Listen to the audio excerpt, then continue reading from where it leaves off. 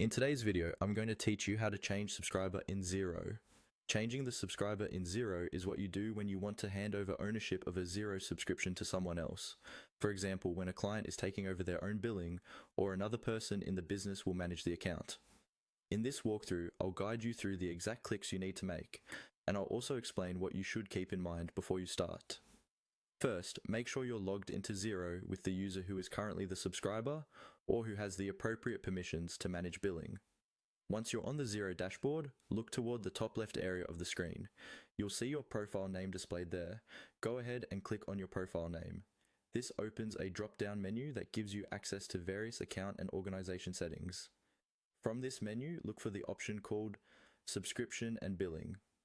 This is where Xero keeps all the information related to your plan, payments, and ownership. Click on Subscription and Billing. Xero will now take you to the billing area for your organization, where you can see details like your current subscription and who the subscriber is. On the subscription line you want to transfer, move your mouse over to the right-hand side. You'll see an icon with 3 vertical dots, often called the More Options menu.